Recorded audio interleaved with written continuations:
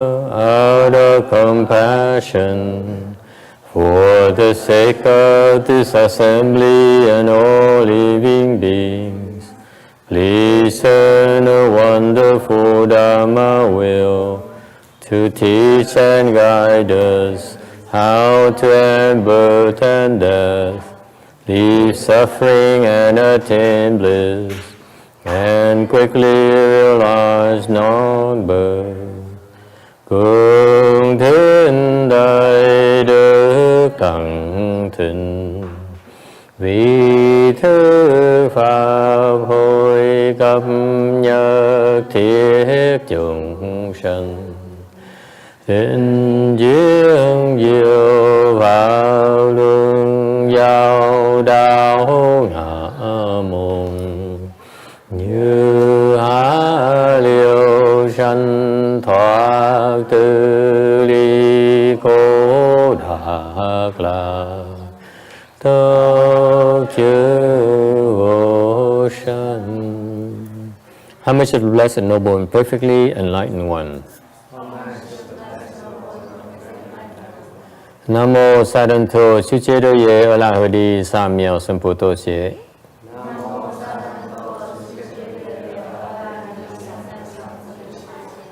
Nam mô Ta Tát Tha Tô Già Đa Gia A La Đế Tam Miệu Tam Bồ Đà Tọa.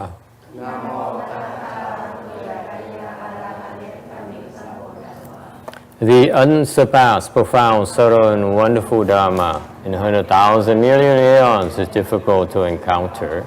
Now I'm able to see and hear. I will receive and maintain it. I vow to fathom the thus one, true and actual principles. Wu shang sheng she wei miao fa bai jie wan jie nan zao yu wo jin jie wen de shou shi yan jie ru lai chen shi. Buddhas and Bodhisattvas, Venerable Shen Hoa, Venerable Left Home people, and all of you good know advisors, Amitabha. 诸佛菩萨、师父、上人、各位出家人、各位上智sư, Amitabha. Chư Phật Bồ Tát, kính thưa Hòa Thượng Tiên Hoa, quý thầy cô và quý thiện tri thức A Di Đà Phật. Today is the 2nd of July 2017. We are resuming our lecture of the Heart Sutra. Hôm nay chúng ta tiếp tục cái kinh Tâm Kinh. There are some new people here.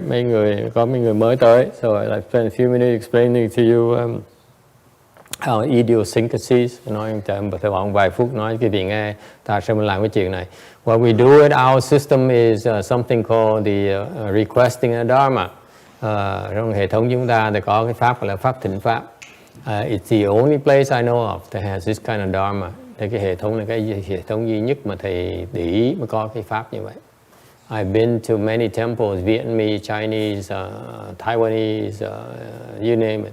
Ta tới nhiều chùa khác nhau lắm. Không thấy cái chùa nào làm như vậy. First of all, there are very few places that have Dharma speakers. Thứ nhất, có rất ít thầy cô và giảng kinh. Okay. And number two, if they do explain the Dharma, they don't have this kind of request of the Dharma. Mà nếu có giảng kinh đi nữa, giảng pháp đi nữa, thì họ không có cái pháp thỉnh pháp như vậy. And you notice that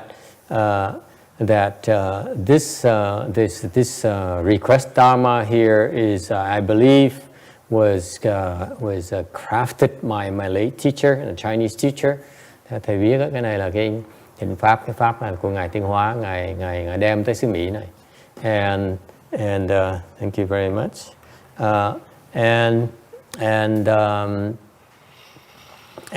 Let me explain to you the rationale behind it. Giảng cái gì sơ như vậy. Look, go through on the slide number 1 here. We don't have slide numbers here, do we? We should have slide numbers. That this happens because of two things. Cái chuyện mà nói pháp á, nó xảy ra được tại nó hai cái nguyên nhân. The two causes that bring about the speaking of the Dharma. Okay? Number one is what? Number one is your respectful mind. Thứ nhất là cái tâm cung kính của quý vị. Because if you request the Dharma without being respectful, the Dharma will not be dispensed to you. Quý vị phải nhớ rằng cái Phật Pháp chỉ cho quý vị ban bố cho quý vị với điều kiện cái tâm quý vị thành kính, cung kính mới là ban. If you're not respectful, the monks and nuns don't have to speak Dharma to you. Nếu quý vị thiếu cái lòng cung kính, mấy thầy mấy cô không cần phải giảng pháp cho quý vị nghe. Okay, it's unlike Western education where you pay for your classes, you go in and the professor needs to teach you. Nó khác cái nền giáo dục của người nhân loại, của cái thế gian. Là quý vị bỏ tiền, bỏ trả cái tiền học thì mấy ông thầy giáo sư phải dạy quý vị. Okay. In Buddhism, the only requirement you don't have to pay anything. Phật giáo mình không cần trả tiền gì hết. There's no such thing as paying $25 to get in, and because it goes towards paying for the convention center. Không phải như là Phật giáo mình là mình mướn cái chỗ xong rồi mình phải sạc tiền quý vị để mà gỡ lại cái tiền rent. No such a thing. If the Dharma speaker speaks, the only form of payment required of you is the mind of respect. Bên Phật giáo chúng ta nói pháp là với điều kiện là quý vị tâm cung kính rồi, không có tiền bạc có gì hết. Alright? Any problems with that? Am I wrong? Huh? Freebies, a free lunch, miễn phí mà. Okay? It's very cheap. The Dharma is very cheap. Phật pháp đúng á, chân chính nó rất là rẻ tiền. If you want to learn how to lose weight, how to chase women, you have to pay. Quý vị muốn xuống ký, học xuống ký, về học cua mấy ông thì quý vị phải trả tiền. But when you learn the Dharma of liberation, if you want to learn how to become enlightened, thì quý vị muốn học lớp với cái pháp giải thoát, đắc giác ngộ thì nó miễn phí. It's all free. Alright? Is that clear? That's always the tradition of Mahayana, cái đại thừa chúng tôi, cái truyền thống như vậy. And what's the second condition? Chuyện thứ nhì là sao? The Dharma is spoken to you because it's out of compassion. Cái pháp nó được truyền cho quý vị tại vì cái tâm từ bi của cái người pháp sư.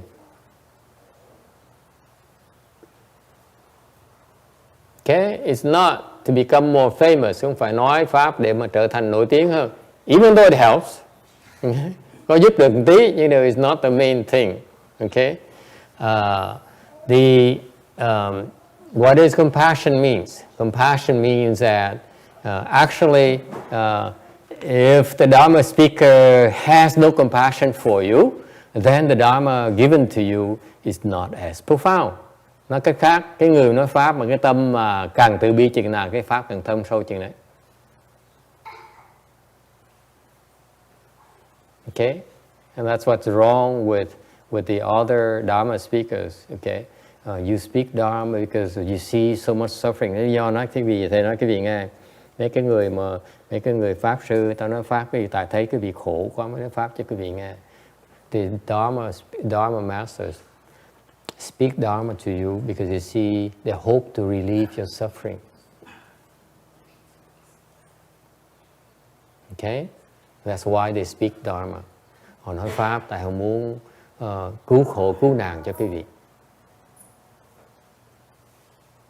Alright? In fact, in some cases you listen to Dharma, actually your pain and suffering and your difficulties can dissipate. Ngồi nghe pháp không, cái khổ sở quý vị, cái nó sẽ vơi, và cái gì khi cái tai nạn nó gì khi nó được nó nhẹ bớt, nó gì khi nó biến mất luôn. That's out of compassion. They see it, okay? Because the Dharma is not only speaking to you, but also spoken to your debtors, your creditors. Tại vì nói pháp nhưng mà không phải riêng cái vị nghe, cái người chủ nợ cái vị nó cũng nghe nữa. Alright? Right. And second line here, The Sacred Assembly and all living beings, nói là mình nói pháp mà riêng cho quý vị không, mà nói cho tất cả chúng sanh nữa. The Dharma is spoken not only to you, but all for all living beings, meaning the invisible beings you're not seeing, những có nghĩa là những cái người, những cái chúng sanh vô hình mà quý vị không thấy được. And as well as the people on the internet, of course. Đương nhiên là phải nói cho người trên mạng nữa. Okay, very important. People on the internet. And of course,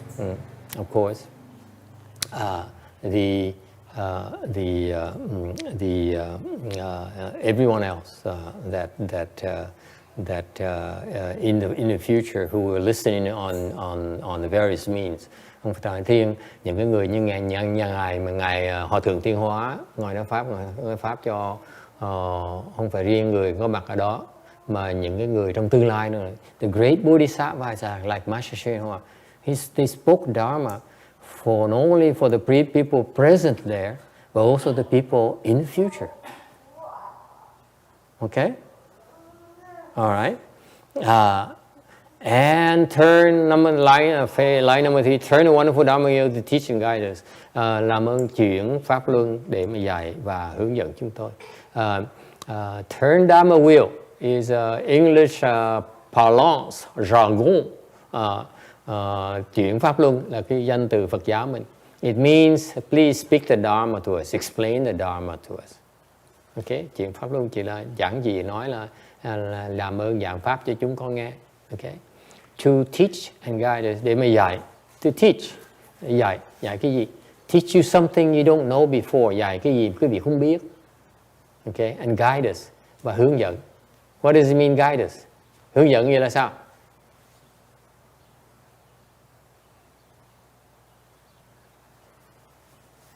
What does it mean guide? Linh. Hướng dẫn nghĩa là sao? What does guiding mean? He doesn't know. See? Never asked, never had a guide before. Chưa có ai hướng dẫn ông hết. Anyone has a guide before? Có ai có hướng dẫn viên chưa? Yes, Sarah. You don't get lost. Đừng lạc đường. Anyone else? Yes, hiking. Show the way. Dẫn đường đi. Yes. The other a Korean. I'm sorry, not Japanese. A Korean princess. Yeah. Got GPS. Yes. Anyone else? Why? What does guide mean? Why do you get a guide? Kiếm cái người dẫn đường làm cái gì? How to get there? Làm sao tới đó? Okay. You see the pressure? Quý vị thấy áp lực dễ sợ không? Are we there yet? Like Lũng says, are we there yet? Are we there yet? Tới chưa? Chừng nào mới tới? When are we going to get there? Because it's assumed that you know the way. Tại vì có nghĩa quý vị phải biết đường chứ. Right? You know, when you go to Europe, Ashana, did you get a guide? No, you cheat. So that's why you don't get a guide. Typically, when you travel, you get a guide, so it saves you time, you know, for your safety, for your enjoyment, for your education, all those good things. It's worth it. Why didn't you get a guide? Quý vị thấy mình du lịch đó, thời gian nó ngắn hạn, thành mình muốn kiếm một cái người hướng dẫn viên để ta chỉ mình tới chỗ nào có thịt bò ăn ngon, bít tết ăn ngon, tôm hùm ăn ngon, ok, có bào ngư bự. Như vậy đó, để mình đỡ tốn thì giờ mình an toàn hơn, mình thưởng thức những cái mình nên thưởng thức, cái đặc sắc của nó, right? Agree? So it actually pays to have a guide. Okay? No, but in Buddhism, in Phật giáo mình what is this guide here? This guide here means that this person knows the way to Nirvana. That's the bottom line. Cái bên Phật giáo mình hướng dẫn viên nghĩa là sao? Cái người này biết đường tới, dẫn quý vị tới được Niết Bàn. Nirvana. Oh yeah, you young men are laughing back there. Nirvana? No, it's not Havana. It's different. Okay? The Nirvana is quite far from Havana. Okay? Mấy cô sau này cười khúc khích nó trời, cái niết bàn giống như là Havana bên nước Cuba vậy đó. Okay? No, Nirvana is where the girls are most beautiful. He's interested. Nói niết bàn cái chỗ mà gái đẹp. Nhỏ cười khúc khích ngay lập tức. See, Nirvana is where you be so happy with or without girls. That's possible. Yes. He's laughing again. I know their weaknesses. Thầy nói niết bàn ở chỗ đó gái đẹp. Nhỏ nó cười khúc khích ngay lập tức. Xong rồi thầy phải quay lại nói chỉnh nó lại. Không có đâu. Niết bàn cái chỗ mà con sẽ rất là hạnh phúc. Có hay không có gái đẹp vẫn là hạnh phúc như thường. That's possible. Yes. Okay. So anyway, but we prefer to have people. Yes. Okay. Never mind. So this person here. This is why my master is, to me, one of the most unpleasant teachers I found. Tại vì đối với thầy, vì những cái câu nói mà thầy mỗi lần mà thầy nhìn thấy Ngài Tiến Hóa, thầy thấy một cái người rất là khó tính. He says that, you sit up here, có nghĩa là những người ngồi nói Pháp. He says, you need to teach us, you phải tìm cách mà dạy. You have to find a way to teach us. Okay? That's what he's saying. Cái bài nó nói như vậy đó, câu kệ nói như vậy. Phải tìm cách mà dạy chúng tôi biết. Sometimes it's joke, sometimes nhiều khi phải nói đùa, sometimes it's, sometimes it's a stick, nhiều khi là phải roi, phải vò, okay? Nhiều khi phải nịnh hót nữa. Yes, okay? Thành ra dạy. Teaching is not beyond. Cái dạy nó đủ hết. All kinds of ways you need to do to teach people. Okay? And to guide them. Và hướng dẫn cho họ. Hướng dẫn có nghĩa là cái việc phải biết con đường. To guide meaning you know the way. And that's why this monk here, okay, he is reminding us, Dharma speakers, Ngài Tiến Hóa Ngài dạy chúng tôi đó là tìm cách dạy và tìm cách hướng dẫn, có nghĩa là phải biết đường. He says you better know the way to Nirvana. Phải biết đường ta biết niết bàn mới dẫn ta được. If you don't know, how can you guide them? Không biết đường sẽ dẫn được, right? That's why if you want to know the way to Nirvana, go to the Hưng disciples. Thành này nói thì đính chính cho quý vị biết. Nếu quý vị muốn biết đường tới niết bàn, phải không bà cụ? Thì tới đấng đệ tử Ngài Tiến Hóa, họ sẽ biết đường tới niết bàn. Thì họ sẽ biết đường dẫn quý vị tới. I'm just borrowing his teaching. Thầy chỉ là mượn cái pháp thôi, chứ còn để nhắc quý vị. I'm using this opportunity to remind you that you need a real good guy. Nhắc quý vị biết, muốn cần một cái người mà hướng dẫn viên giỏi đó. Qua mấy cái ông Vàng Vật Thành họ giỏi lắm. Go over the CTTB, they're much better. Okay? But until then, I bring you a little bit closer. Thầy cố gắng dẫn quý vị tới gần hơn tí thôi. Alright? So it's a lot of pressure in Dharma speakers. Thành là cái Ngài Tiến Hóa, Ngài ác dễ sợ lắm. Thành thực nói cái gì đó. Mỗi tuần mà đọc cái câu kệ này, ngồi nó mà run. I mean, every week I sit up there and I said, and you put your hand together and say, oh, please teach and guide us. Shall I tell them the truth? All right. How to end birth and death, leave suffering and attain bliss. Niết bàn là tới đó cái vị sẽ liễu sanh tử và sẽ lìa cái khổ, liễu cái khổ và không bao giờ khổ nữa và luôn luôn sẽ được cái an lạc. When you get there, you will transcend birth and death. You will never suffer again, and you will attain bliss, the kind of bliss you never experienced before. Khi mà quý vị tới được niết bàn đó, cái sự an lạc đó, nó không thể tưởng tượng được, chưa bao giờ quý vị có được như vậy. Okay? It beats, all the sensual pleasure. Cái niết bàn, cái sung sướng này còn hơn tất cả những cái thế vui của dục lạc của thế giới mình. Much better. Alright? Any questions? Ai thắc mắc gì không? If you get there, you will what is called, you will be liberated. You'll be no longer subject to birth and death. Tới đó rồi đó, đắc được niết bàn, quý vị sẽ lìa cái sanh tử, thoát khỏi cái vòng sanh tử, và sẽ gọi là đắc được cái vô sanh. Okay, it's a non-birth. Okay. Any questions? Ai thắc mắc gì không? So that's what we do. That's what we're trying to do every Sunday afternoon. Chiều này Chủ nhật này chúng ta cũng cố gắng làm như vậy. Alright? Any questions? Ai thắc mắc gì không? Only in Masashinawa that you Dharma temples can you find this kind of Dharma. Nên quý vị thấy mấy cái đạo tràng Ngài Tiến Hóa, học đệ tử Ngài Tiến Hóa mới có được những cái cơ hội như vậy thôi. Okay? Học cái pháp giải thoát này thôi. All right. Now we go to the Heart Sutra. Giờ chúng ta bắt đầu giảng cái tâm kinh như okay. We are presently on slide 289. I don't know if it's the right one. Không biết có đúng hay là sai. It's been a month, I don't know. Quên rồi. Okay. Speaking of Nirvana, speaking how coincidental.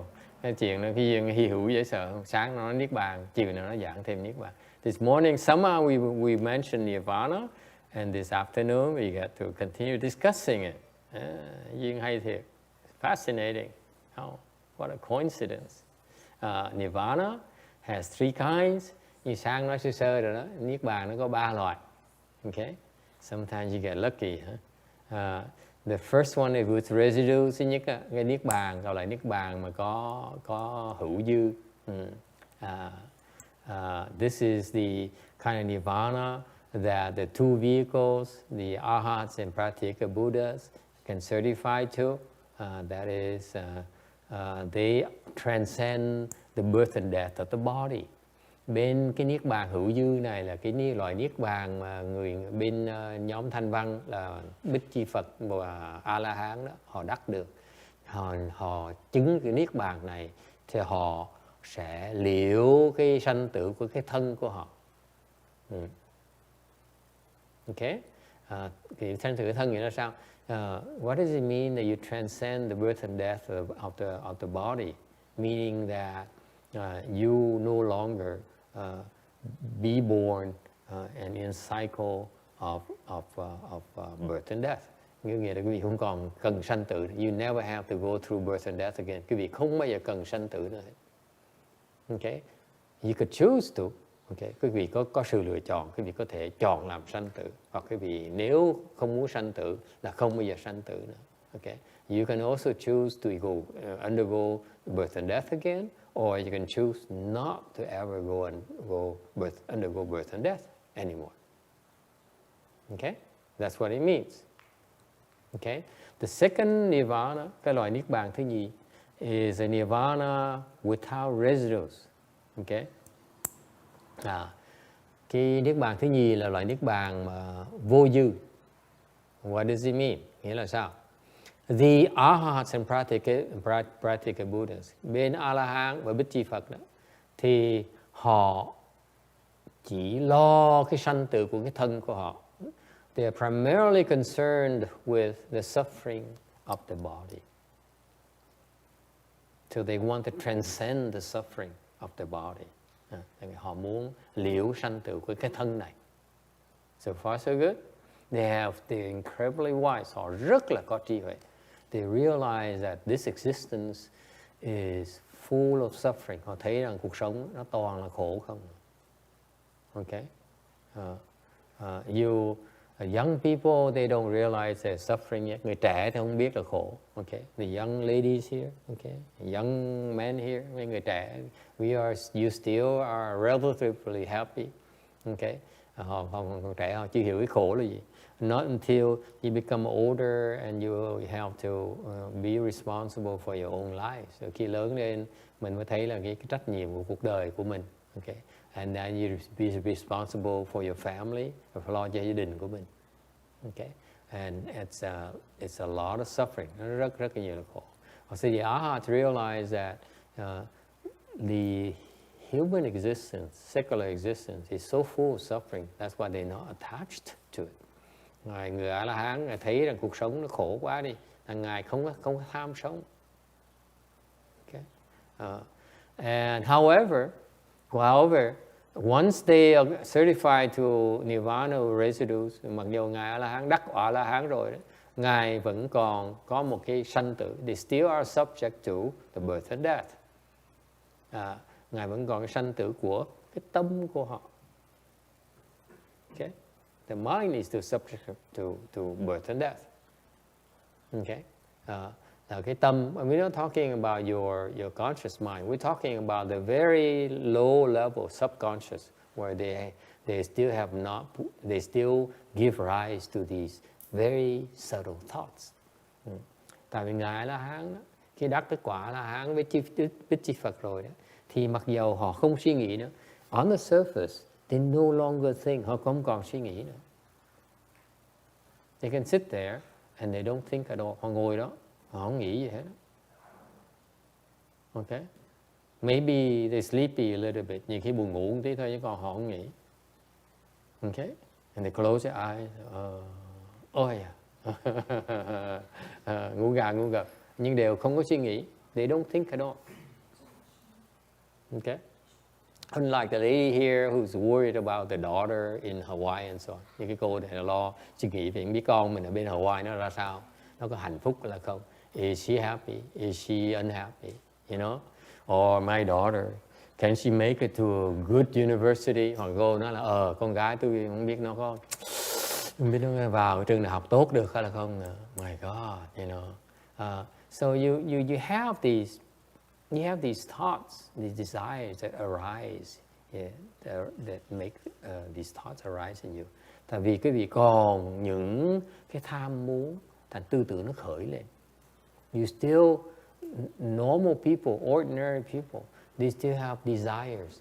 Bên người phàm phu, quý vị còn cái sự tham muốn. Thành vì cái tham muốn nó, tư tưởng nó khởi lên. You realize after you do chant, you realize that your thought arisal can be traced back to your desires.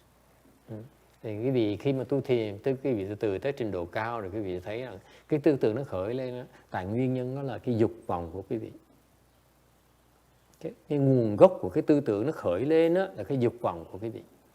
If you get to a higher level of chant, you begin to see a connection between that. You have a thought, it's tied to a desire.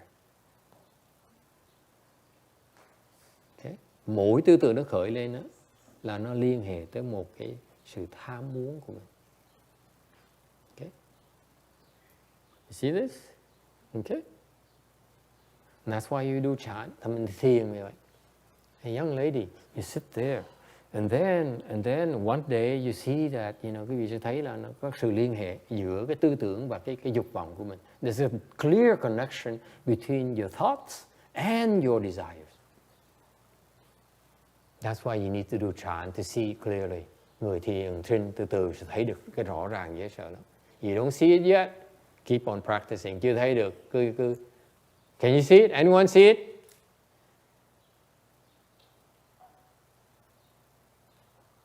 More chant is for everyone. Quý vị phải tới tham dự thiền thất nhiều hơn tí nữa. Okay? More chant you see the connection. Sẽ thấy rõ ràng lắm. Sao bà cụ không tới theo thiền thất? How come she didn't? Hả? Cái ngoài sao? Okay?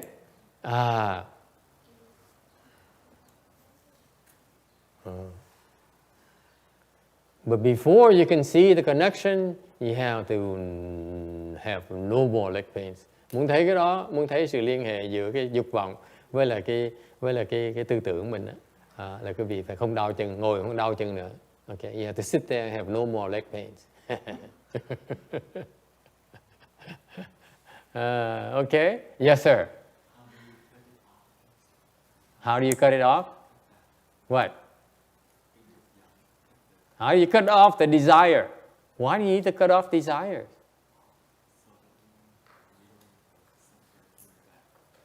Làm sao mình cắt được cái dục vọng mình?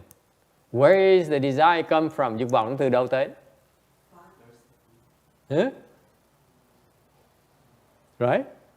Your brains, right? Cái cô nhỏ nhỏ này, phải không? Dục vọng nó từ cái óc mình là hỡi đó, right? I want new clothes. Tôi muốn áo quần mới. Yes? Okay. I want more sales. Yes, Shana? I want more sales. Dục vọng từ óc mình tới, right? Your desire comes from your brains. Yes or no? Right? Thế bây giờ cảnh con nghĩ bây giờ dục vọng từ óc mình nó tới, mình làm gì bây giờ? You want to cut it off? Cái ông này cũng muốn cắt. She said, cảnh said, take your time, take your time. Cắt cái phục nó hết ngay, cut it, it's gone. But it hurts, nó hơi đau một tí. There's a way to do without pain, sort of. It starts with leg pains and then, never mind. How do you get rid of desire? Làm sao bỏ cái dục vọng bây giờ?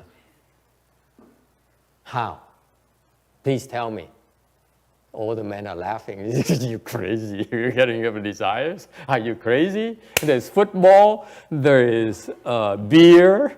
There is, peanuts. There's, and you want to get rid of it? Are you crazy? Mấy cái người đàn ông ta cười khà khà. Ta nói ông thầy này khùng tới nơi rồi. Ta có đá banh này. Ta có bóng rổ, bóng tròn này. Rồi còn có bia này. Còn có rượu chát này. Còn có champagne này. And there's always, never mind. And you want to get rid of it? Sao bỏ được? Come on. What kind of nonsense is this? Why would you want to get rid of it? Tại sao bỏ làm cái gì? Tại sao bỏ? Tại sao bỏ dục vọng làm cái gì? Why do you want to get rid of your desires, Anthony? Why? He doesn't. That's why he doesn't know. Right? Tell me of a desire you want to get rid of. None. Right? See? That's why he's not willing to get rid of desire. Hỏi cái câu này, em muốn bỏ cái dục vọng nào? Nó đâu có muốn bỏ cái nào nó cũng tốt. All his desires are good. Right? So why would you want to get rid of desires? Bỏ làm gì? Temptation. Oh, it looks like this man has a lot of problems. Sự cám dỗ. That's right. We lose control. The nature desire is that the more you think about it, the more you lose control. Nhưng mà càng ngày mình càng nghĩ tới, càng ngày mình mất cái tự chủ mình đi. Okay? And that means suffering. Desires ultimately comes down to suffering. Lý do mà quý vị có cái dục vọng đó, cuối cùng cái dục vọng nó khiến quý vị khổ sở. Yes or no? Those are full desires who realize that all the desires bring more suffering than pleasure. Tất cả những cái loại dục vọng nó làm cho chúng ta khổ nhiều hơn là sung sướng. Cô Kim Điện hiểu. Kim Điện doesn't understand. Okay. People, like the Catholics praise love. Người bên Thiên Chúa giáo ta nói là cái tình yêu là hay nhất. Okay, these Catholics, you go to the church, they say, oh my God, love God, yêu Thượng Đế. Yes, yeah, love God, yêu Thượng Đế. Okay, in Buddhism, we don't say love the Buddha. Phật giáo mình không nói là yêu Phật. Okay, love your girlfriend, yêu bồ. Love your boyfriend, yêu bạn trai. Okay, And they think it's a wonderful thing to have the experience. Họ nghĩ cái đó là chuyện tốt. And as you get older and older, you realize love is a lot of pain and suffering. Okay, sau khi càng lớn tuổi thấy càng yêu càng nhiều, càng khổ càng nhiều. Okay, the more you love, the more children you have. Càng yêu càng nhiều, con nít càng nhiều. Oh my God. Con nít nhức đầu dễ sợ.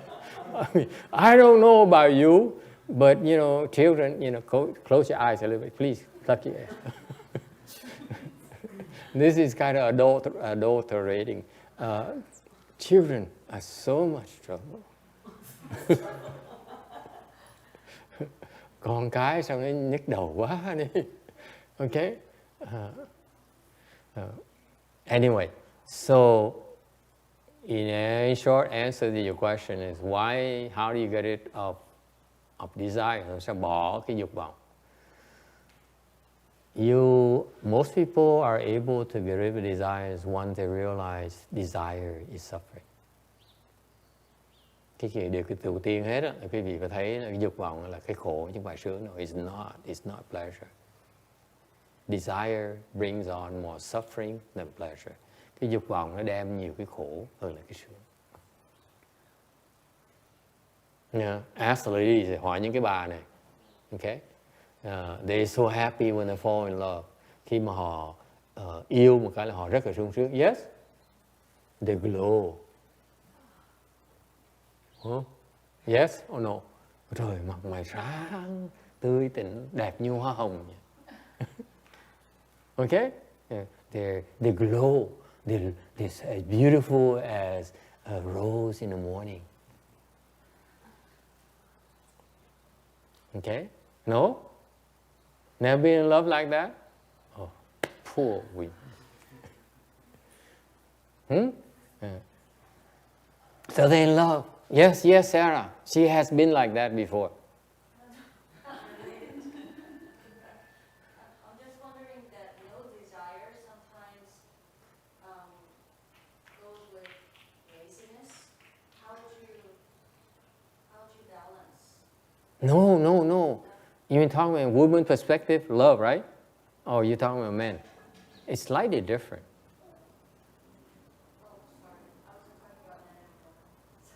Oh, we still talk about love. We talk about women and love. Yeah. You know, it's later, but we still talking about women in love. Okay. Mình nói là cái chuyện bằng women in love và phụ nữ yêu thương. They glow. No? The pink hair, they look so happy. They're so pretty. Đẹp dễ sợ lắm. They're so fascinating. You know. Have you ever that? Young man you see in the future, when your girlfriend is in love with you, look at you.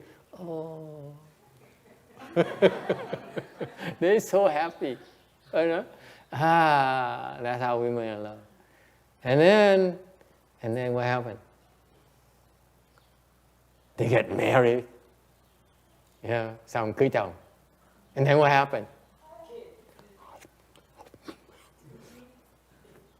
Okay, rồi họ bắt đầu ăn. Yeah, that's what happened when they are in love. They eat. And then guess what happened? No, not yet.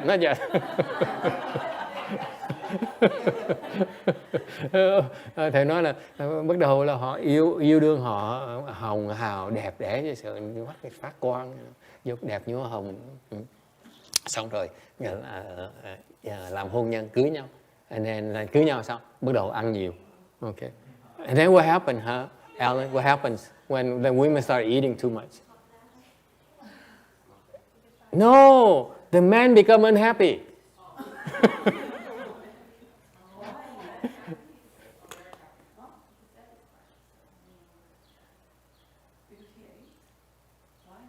They married a size 4, and then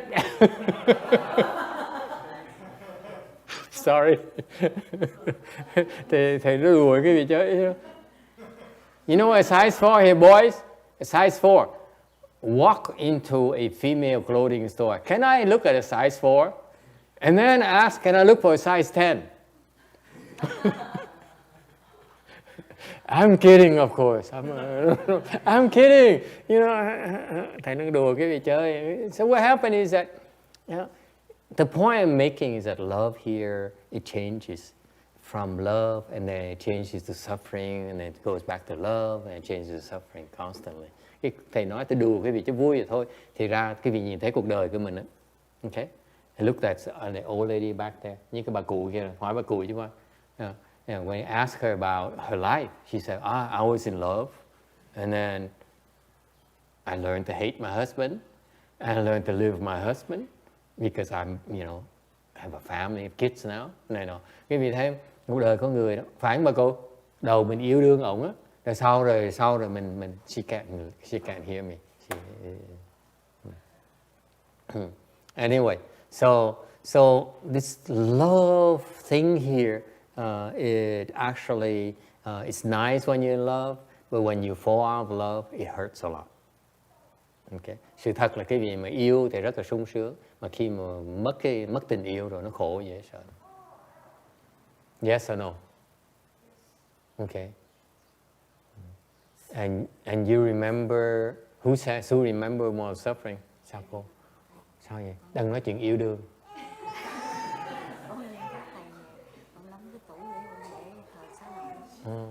Okay. Không sao, chuyện yêu đương không quan trọng, cô về đi. Không sao đâu. She needs to go home. I said, we're talking about love. It's too late for you.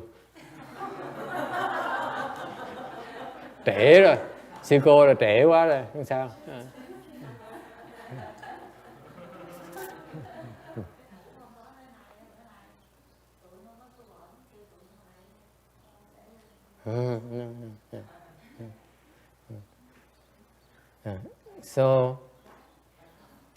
So where was I?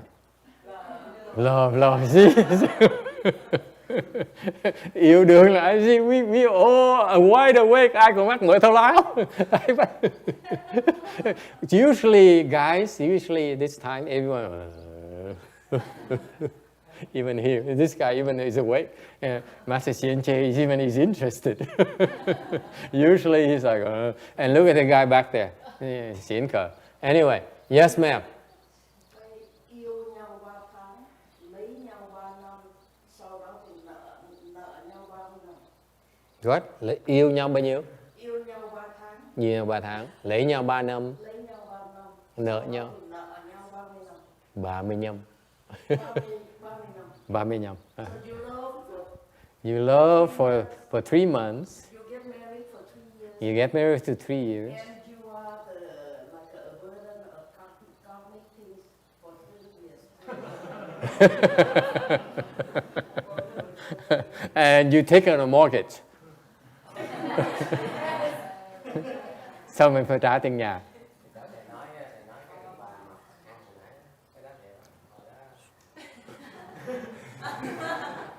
Thay vì ngồi chơi đừng có đụng vào cái là lửa đó em. Chọc thôi cười thôi chứ còn đụng là chết á. Nó đông lắm.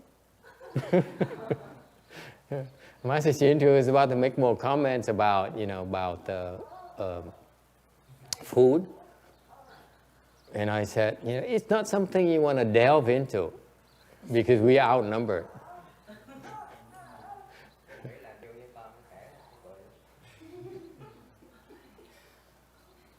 Okay, yeah. Okay, so anyway, so the doctor, the doctor says, you love for 3 months. You're in love for 3 months.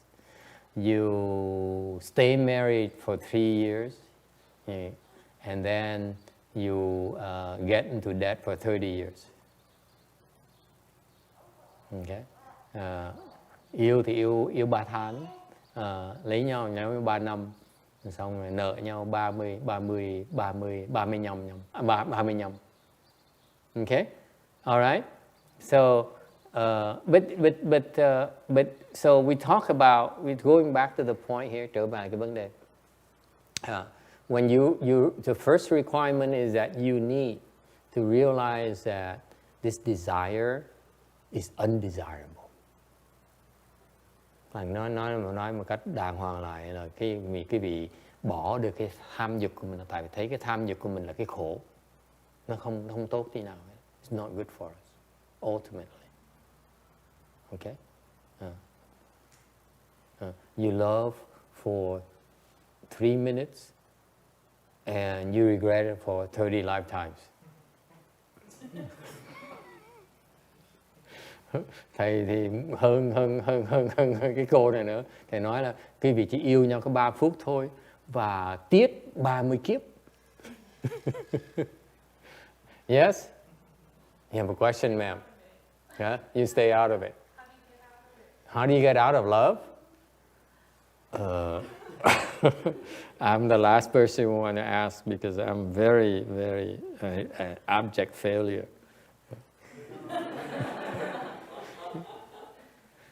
Go. You look at me, you know, he's clearly, the guy is a loser. Cô đang hỏi, cô có người hỏi thầy làm sao mà chạy ra khỏi cái tình yêu. Thầy nói, hỏi thầy là dại dữ vậy. Cô nhìn cái mặt thầy có vẻ kinh nghiệm về rút lui tình yêu được hả? Nếu mà thành công thì sao làm thầy tu làm cái gì? If I were successful in love, why would I become like this?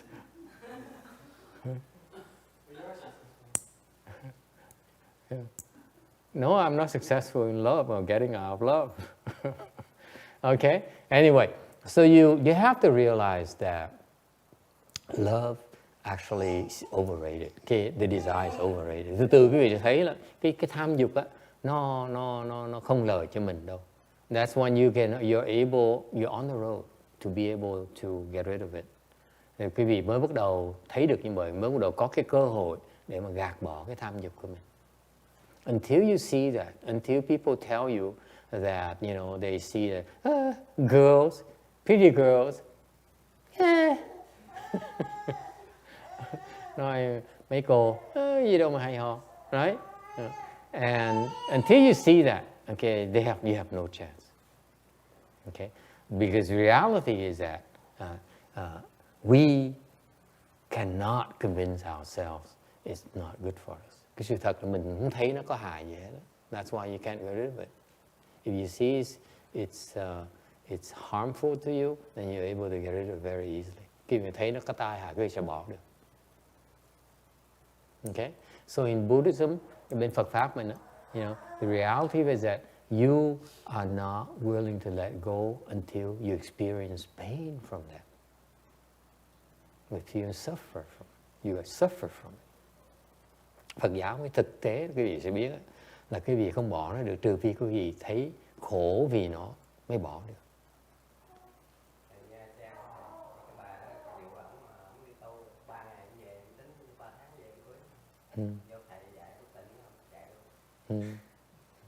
Chạy 30 năm luôn.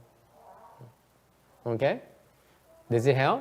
So you need to see it. If you really are really convinced that the suffering is really bad for you, then it's very easy to drop it. Khi quý vị thấy nó có hại cho mình, nó không hay ho hết, quý vị bỏ dễ dàng lắm. Okay?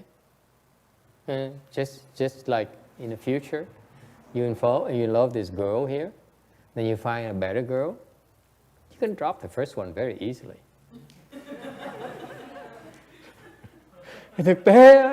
Thực tế cuộc đời mình á, quý vị thấy không? Yes or no? No? No? Thực tế là quý vị thấy bản tính con người mình như vậy. Như khi mà thấy cái này hay ho mình thích, xong thấy cái khác hay ho mình bỏ này rất dễ dàng. Okay? So that's what Buddhism we do. We tell you that, you know, yes, there's a fun about love and pleasure, happiness and so on. There's something much better called Nirvana. Phật giáo mình nói rất dễ dàng, đó là quý vị biết không, cái dục vọng, cái sung sướng, công nhận hay thiệt đó. Như quý vị tu, chỉ có tu, từ từ sẽ thấy cái niết bàn lạc nó tuyệt vời dễ sợ. Khi mà tới niết bàn lạc là cái dục vọng đó easy. Okay? Once you see Nirvana bliss, you say, oh wow, what's a big deal? Okay? My wife, My husband? Vợ chồng đó nhầm vậy. My car? Red car? Would be nice. Yes, okay. Does it help? That's very simple. If you're able to see it's not good for you, you can drop it. So the trick about dropping the desire is to bring yourself to see what it really is like, what desire it really is. Thật ra Phật pháp mình rất là thực tế, thưa quý vị. It's not theoretical at all. It's not a philosophical discussion. Mà nói bàn lưu bàn tới. I know, love is so wonderful because of so. And the lady, no, you're missing the point. It's about shoes. That kind of thing. And the other one, the neighbor one behind it, oh, it's the hair. And then the other one, he says, oh, it's the 6 abs. So until you see that it is suffering, you can't get rid of it. Cho tới khi mà quý vị thấy nó là khổ, quý vị mới bỏ được. Không thấy nó là khổ mà chịu thôi. That's all. There's nothing you can do.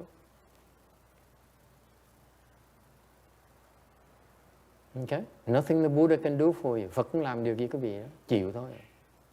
Questions? Ai thắc mắc gì không? Does it help? Okay. So we know that something called Nirvana, bliss, which is far better than all the pleasures that you experience. Nên bên Phật giáo chúng ta đó, biết rằng là cái niết bàn lạc đó, nó tuyệt vời dễ sợ, nó hay hơn tất cả những cái vui sướng mà quý vị có. Okay? And that's why we teach you chant, là chúng tôi dạy cái vị thiền, so that we begin to experience gradually what's going to be like. Thành cái thiền nó giúp quý vị thấy từ càng ngày càng lên, càng thấy từ cái lạc nó càng ngày nó càng thanh tao, nó nhẹ nhàng. The bliss gets lighter, gets better, it lasts longer, and so on and so forth. It gets better and better. Nó càng ngày nó càng hay. Okay? Whereas love, it stays flat. Ngược lại, cái tình yêu của quý vị nó một cao nhất cái chừng này thôi. Right, Anthony? It's only this much. It cannot go beyond that. Không thể nào hơn được hết. Whereas bliss increases. Ngược lại, cái an lạc càng ngày nó càng cao lên.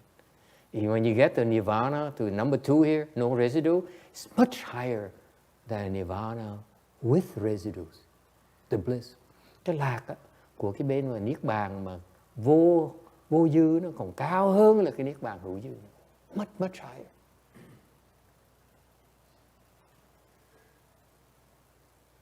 Okay?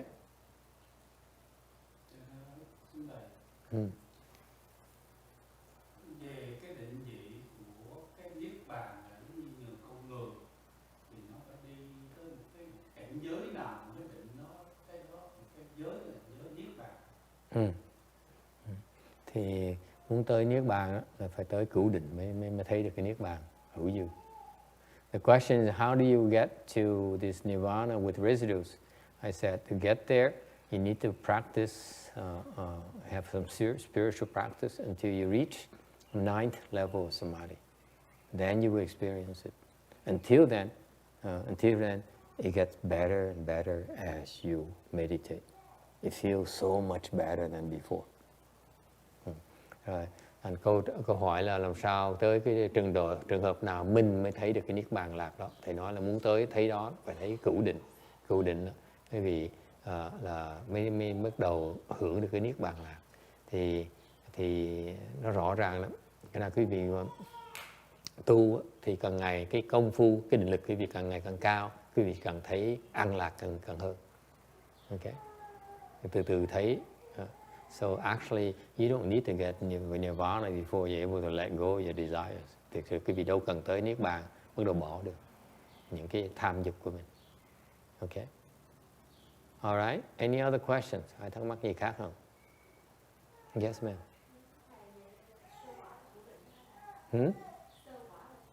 Tứ quả là cửu định. Yeah. That's a 4th stage arhatship. You get there, you are able to stop the share section birth and death. Khi mà quý vị tới thành A-la-hán, quý vị đoạn được, liễu được cái sanh tử của cái thân của quý vị. It's called share section, meaning your body.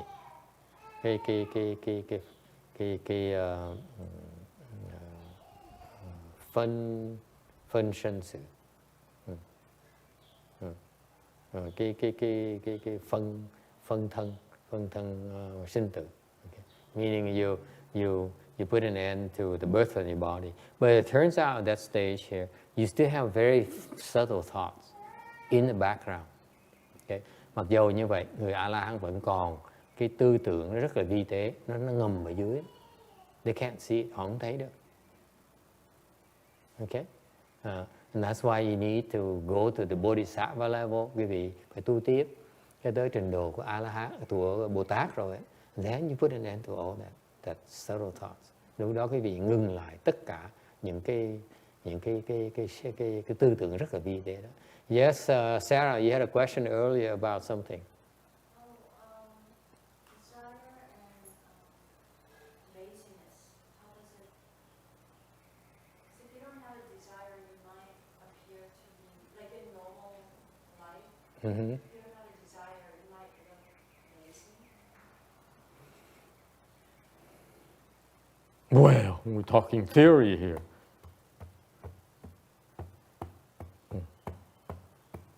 So the question, the Sarah here says, in the real world, if you come across, let's say your subordinate has no desire, you walk around, so,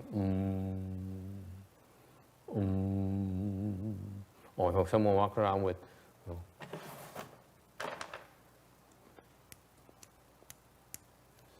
okay, and the boss will worry, say, you have no desire, don't you? Say, oh yeah, I have no desires. Okay. So Sarah says, then people tend to associate no desire with laziness. Yes? Thường trong cái sở, người ta thấy một cái gì mà không có cái tham dục á, ta nghĩ cái bị lười. What about it? Invite them to lunch and see how you eat.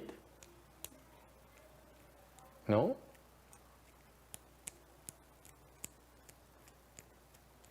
What do you think? You have to help me out. I haven't had a job for 20 years.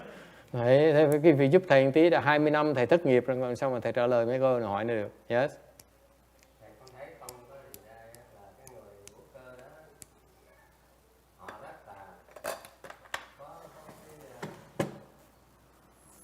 cái tâm họ rất là bình tĩnh trong mọi tình huống, chẳng hạn như đụng chạm trong lúc làm việc, hoặc là họ siêng năng hơn, làm cái công thức cao hơn và vui vẻ cho mọi người ta thấy hết, chứ không phải là không có đi ra là không có tiếng đâu. Từ cái manager cho đến giám thị rồi thấy hết, một cô cơ thấy hết, là họ rất là nhã nhặn với mọi người, công sức họ làm cao hơn, thay vì công việc một người bó 3-4 người, một người họ làm được, mà tâm họ rất là bình thản, không có vui buồn, bất chọc những cái người khắp nổi, rồi lần họ lòi ra thấy. He saw a person no desires at work, and he works very hard, very productive, very highly regarded by his bosses. They don't look at him as lazy at all. He's a big contributor, so it is not associated with laziness. Thầy nó nói là công sở ông có mấy người mà không có tham dục, người ta vẫn để như thường, người ta vẫn cho tăng chức rồi cho tăng lương này nọ như thường, tại vì ông làm giỏi quá. Okay. And giúp đỡ người khác nữa. That's the answer right there.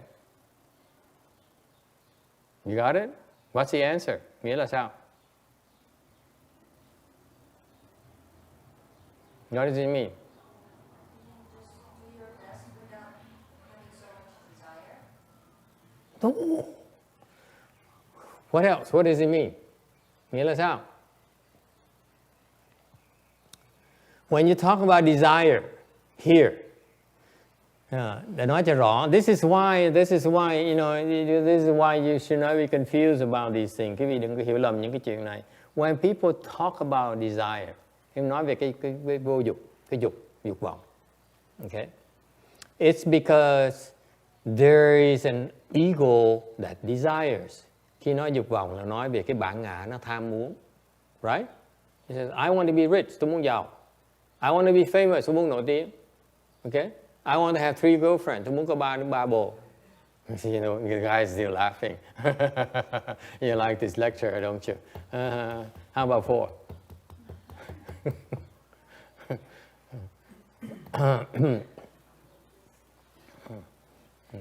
Yeah, the Dharma can be very worldly. So there is an ego that says, I want this, I want that. Cái dục là có nghĩa là có một cái bản ngã đứng sau, nó muốn này, muốn nọ. And why is it suffering? Tại sao nó khổ? It's you suffer because you cannot get what you want. Lý do mình khổ tại mình không tìm được cái mình muốn, đạt cái mình muốn. Yes or no?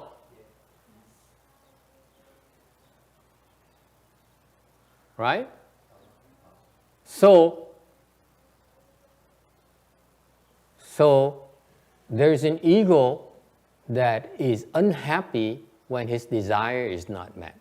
Nói cách khác, có một cái bản ngã mà nó rất là buồn, khổ, tại vì nó không được theo ý muốn. Okay? I want to go to the mountain and cultivate. At some point in time, I wanted to really go to the mountain and cultivate. Like a true cultivator. Oh. What, I did hear a snicker somewhere. Thank you, Sarah. You can count Sarah. Người cười khẩy. Okay, it is for a Chan professional is the ultimate test. Cái người mà tu thiền là ai cũng muốn tôi lên núi, tôi tu trên núi. I want to go to the mountain. That's what we all tell each other. Mình cứ khoe với nhau. Tôi đang chuẩn bị lên núi. I've been telling my co-Chan cultivators. I said, I'm preparing myself to go to the mountain. I've been telling my students that for the last 12 years. 12 năm từ đó học trò. I'm waiting for a chance to go to the mountain. I'm ready. Thì chuẩn bị xong rồi. Okay. And the fact that you can't. You đi không được. You can't get what you want. And that's what makes you afflicted. Vì không được theo mình tỏi ý như mình mới khổ. So what do you do? Làm sao bây giờ? I want to go to the valley. Mình lên núi rồi mình xuống thung lũng. Does it help? No. So you substitute desire with desire. You are only substituting suffering, that's all. Dissatisfaction. Nếu quý vị thế cái dục vọng này với dục vọng khác, quý vị chỉ thế cái khổ khác thôi. So the idea about no desires, you realize that desires is suffering. So you drop desires. Cái vị hiểu đó, khi mình thấy được như vậy, mình nói là cách duy nhất là mình không có khổ là mình chỉ bỏ cái tham muốn mình thôi. If you want no suffering, you shake your head. I mean, you drop desires. Yes, sir. Do desires sort of build up our attachments, or do our desires come from our attachments? Desires come from attachments. Desires has its basis attachments. Okay? Yeah. Yeah. The desires are based on attachments. Cái dục vọng đó, nó dựa trên cái chấp trước của mình. Okay? So yes, sir. How do you learn without suffering? How do you learn without suffering? Drop desires. You have no desires, you have no suffering. That's that simple. And that's what the worldly people don't understand. You go to school, the more you learn, the more desires you have. Yes? You know, now you find next month, next year, now you said, you know, now I think I'm of age. I think my friends have a car. I should ask for a car. Hint, hint. Funny, huh? Funny. He's worried already. You see? So the more desires you have, the more we know, the more we attach. Cái khổ là mình cần biết, mình cần chấp trước. You know? We find you all of a sudden now you learn a new thing and you demand it. You said no, before what mom gives you good enough, but now you demand more. You say can I have a nicer silverware? I can have a nicer stuff to eat, and that's what happens. The only way for you to not suffer is to have no desires. When you have no desires, it is so wonderful. That's what people don't realize. Cái mà tức cười lắm là cái vị mà muốn cái cách duy nhất quý vị không muốn khổ nữa là đừng có tham, đừng có dục vọng nữa. Thì từ cái khổ nó không còn khổ nữa. Nó không phải riêng không còn khổ nữa. Sự thật á, khi mà quý vị vào cảnh giới mà không còn tham muốn nữa đó, nó sướng dễ sợ lắm. I'm telling you, your desires, you only feel good when your desires are met, right? Mình có muốn, tham muốn, mình chỉ sung sướng khi nào mình tham muốn mình được mãn nguyện thôi. Yes or no? And when your desires are not met, you're unhappy about it. You think about it, you daydream about it. Mình chưa được cái thỏa mãn thì mình cứ mong muốn, ao ước đó. Yes? Like speaking of love, nói chuyện yêu thương, yêu đương. When you're together, you're so happy. Ở với nhau rất là sung sướng. When you're apart, you look forward to being together again. Yes? No? Never experienced before? Oh boy, are we in trouble? Yes, ma'am. I think the lady, what she talked about is like the practical life. Now, let's suppose if you have two children, one kid decides to have a bachelor's degree, the other one doesn't decide to have a bachelor's degree, therefore he's lazy. That's what she meant.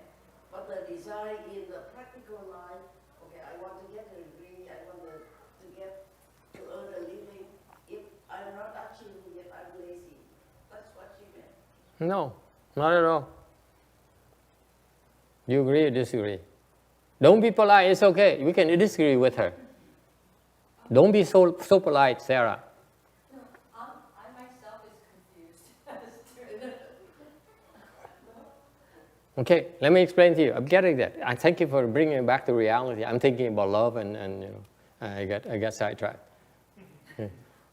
Okay, love and desires. I mean, what she's talking about is suppose you go and you have no desire to work.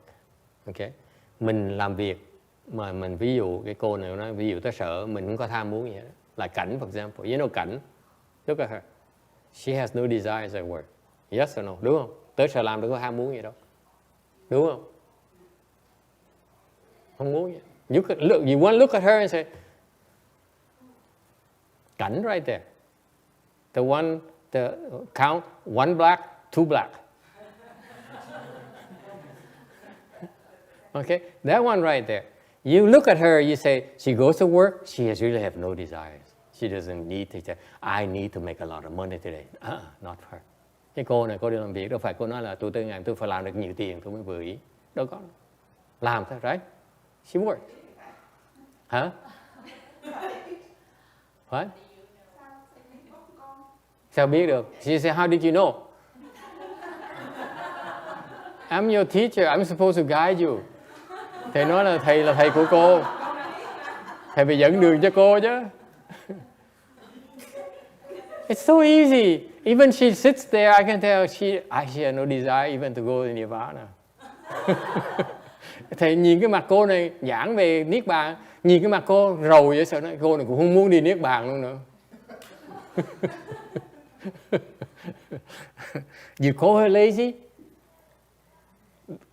Cái ông sếp đó cô nói cô là lười đó phải không? Đâu nói con lười đó. She works very hard, but she has no desire. Làm việc rất là tinh tấn mà không có tham muốn gì. That's one example, một cái ví dụ. Why is that? Why is that? Huh? Why? I tell you. She works for others, not for herself. Làm cho người khác, không phải làm cho mình. She works because support her family, làm việc để mà lo cho gia đình mình. Right? You cannot call them lazy if they have no desires. Họ làm việc tại họ phục vụ cho người khác, cái đó không thể gọi là lười được. Nhưng mặc dù họ không muốn cho mình. When we talk about no desires, no desire for yourself. Mình nói cái vô dục này là cái vô dục cho mình, cho cả cái cá nhân mình. Okay? You have no desire for yourself. Cá nhân mình không tham. Okay? But we want to help others. Mặc dù như vậy, mình muốn giúp người khác. That's the state we're talking about. Mình nói về cái chuyện này. Right? Okay? Okay? So that's why the fourth stage Arhat, he has no desire for himself. Cái người tứ quả A-la-hán, người ta không tham gì cho mình hết á. But they want to help others. Nhưng họ vẫn muốn giúp người khác như thường. Okay? Does it help? So, so these people are not lazy at all. Thành những cái người nào không có lười đâu. They work very hard because they have plenty of reasons. They have even more reasons to work harder. Họ còn nhiều cái lý do hơn để mà làm việc cực khổ hơn. Okay? Cái vấn đề là không phải làm việc cực khổ con à. Cái vấn đề là mình muốn giúp nó, là cách giúp nó là tốt nhất là cách nào. Chứ không phải là cái công mình nó chưa đủ. Okay? I explained to her, it's not about work. It's about what is it I can do to help them. Okay? Chứ mình bỏ công này nọ thì cũng giống như Tần Thị Hoàng vậy. Ông làm việc cực khổ xong con ông đâu có hưởng được đâu. Okay? As I explained to her you this morning, the Qin Shi Huang, that emperor, he killed so many people to take care of his family, to give everything he had to his son, and then the son couldn't take advantage of it. Cuối cùng có ông đâu có hưởng được đâu. Couldn't. Right? So be careful. All right. Any other question? Ai thắc mắc gì khác không? Yes, ma'am. Hi, Kim. Ladies first. He's a gentleman. He knows. What if someone falls in love and then, he or she decides that I'm going to work to my best for her? That sounds like you are not selfish under the name of love. So, Come again. okay. So Don't be so relaxed. Say, what if?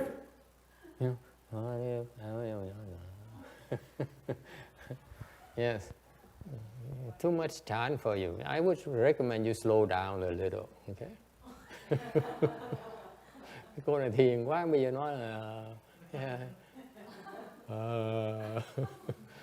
Yes, louder please. Don't be like your neighbor.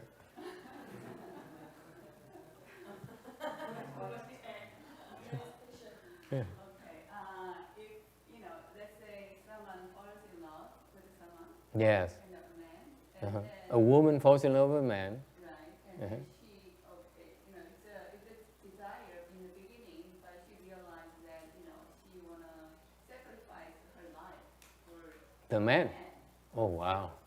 Who is she? She says, as a woman falls in love with a man, and at first it's true love, and then she realized she wants to sacrifice her life for the man. My question is, who is she? Does she have a name? Có người có hỏi với thầy, bây giờ có người ta yêu đương, cái cô này yêu đương với ông kia, lần đầu yêu đương rất là say mê, sau cuối cùng mình khám phá cô nào muốn hy sinh cuộc đời cô cho ông ta. Mà hỏi tên mà cô không chịu nói tên cô nào. Yes. So is it, so it's not selfish for her. She found someone that she needs. Can sacrifice herself for. Right, for Right. life. Okay. And then, So it's a good thing? yeah. No, it's rather stupid. Câu hỏi là nếu mà tôi hy sinh cho người khác như vậy thì như vậy là có lý là không? Thầy nói gì dốt quá, dại dữ vậy. What's the matter with you? Find someone who loves you more than you love them. That's what my mom says. My grandma says. He says, in the future, you should find someone who loves you more than you love them, then marry them.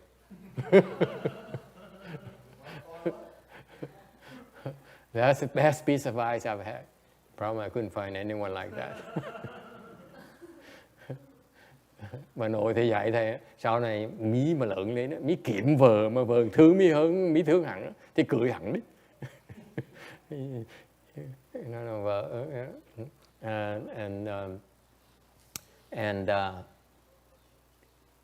it's still what we're talking about is not quite what unselfishness. Okay. Cái này vẫn còn cái ích kỷ ở trong. Where is the selfishness in her story, in this woman? Cái người đàn bà này vẫn còn ích kỷ như thế. This woman here is still selfish. Cái người phụ nữ này đó, okay, vẫn còn ích kỷ như thế. Cô nhập lạc, ích kỷ chỗ nào cô? Ích kỷ cổ là cổ còn hỏi lại. Cô hỏi lại.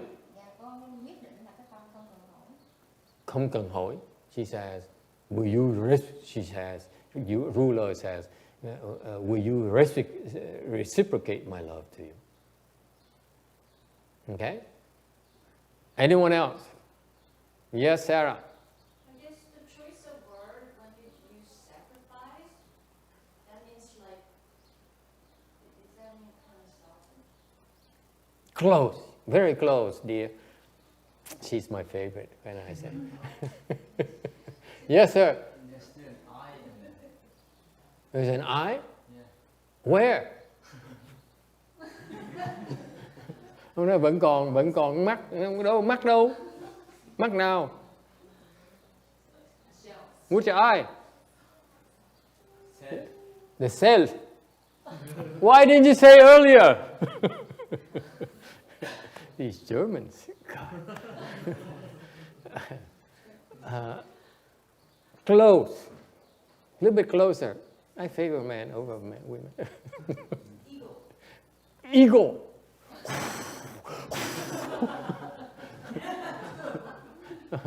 Chim diều hâu. Yes? Where is the selfishness? Ích kỷ chỗ nào? So that she feels good. She feels good? Yes. No. What her problem is that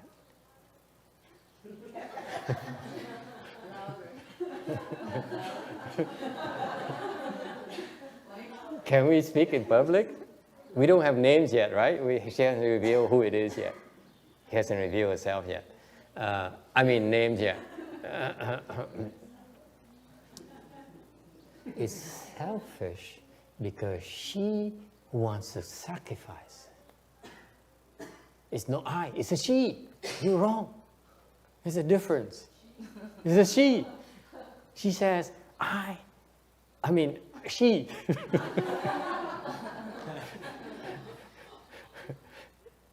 She wants to sacrifice. Okay? She wants to sacrifice. There's a want here. I want to sacrifice. You still have want. She still has wants. I don't have that want. Not anymore. She said, come to think of it, you're right. I don't want it anymore.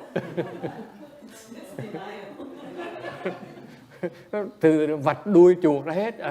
Now you reveal your true natures. Okay. You want. That's a mistake. If you really sacrifice, you should sacrifice. There's no wanting. Thầy nói cái này rất là tế nhị. Cái cô này cô nói kể cái chuyện này, cái người này muốn hy sinh. Thầy nói vì cái muốn đó là nó tai hại. Cái người thực sự hy sinh không cần muốn, chỉ hy sinh thôi. Agree? Those who really sacrifice themselves, like Gandhi, you ask him, do you see yourself sacrificing? Gandhi said, who? Who's sacrificing? Who's making sacrificing? No one. This is what I do. Was that clear? Nghe rõ không? Cái người này vẫn còn thấy là tôi muốn hy sinh. Còn cái người gì Hàng Nhung Thánh Gandhi đi hỏi ông có hy sinh là không? Hy sinh cuộc đời là cho phục vụ cho nhân loại, dân tộc ông. Tôi đâu có ai hy sinh đâu.